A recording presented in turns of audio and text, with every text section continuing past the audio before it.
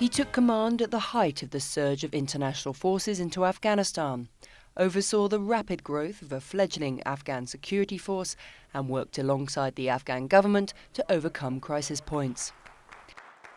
Today, as General John Allen, commander of the International Security Assistance Force, walks through his headquarters for perhaps the last time before handing over to fellow US Marine General Joe Dunford, he spoke to the NATO channel about the country he found and the country he's leaving. Do you feel that Afghanistan now is a different place than when you arrived?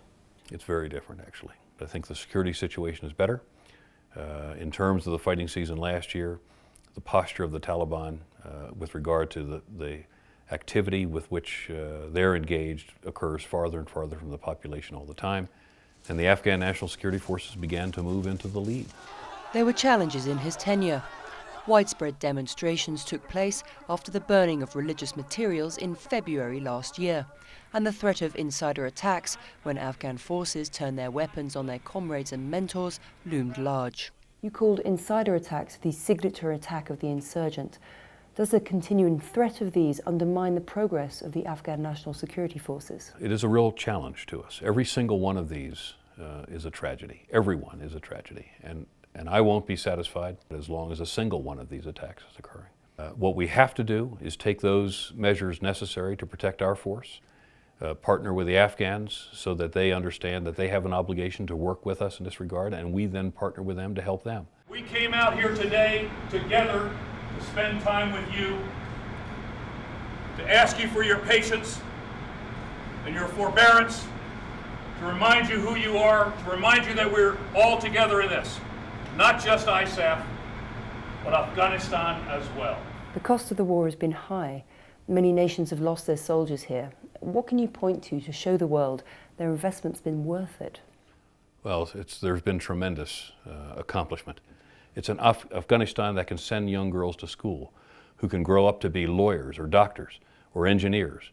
It's an Afghanistan that can provide security to itself. It's an Afghanistan that ultimately can exploit those natural resources in the context of a democracy to become the central power in Central Asia. You've served for a lengthy 19 months as commander of ISAF. What have been the most difficult moments for you personally? You know, the empty chairs around the tables. The troops who will never recover from their wounds. It's worth it. And when I talk to the parents, when I write letters home, they have made a difference. They have been successful. It's not just about today, though. They have given Afghanistan a possibility for a bright future. That has made this campaign worth it. Although there have been significant gains in security, General Allen says it's the Afghan people themselves who will push the country forward into a modern democracy. As I tell people, there are two sources of wealth in this country. You've got that which is underground, and increasingly you have that which is the human wealth of this country. And as we continue to educate the young Afghan population, who see themselves first and foremost as an Afghan and not necessarily with a tribal affiliation or an ethnic affiliation, as you see that increasing over time, that is, I think, the signature outcome of this campaign. An Afghanistan that has its eyes fixed on the future, because it can. This is Ruth Owen for the NATO channel.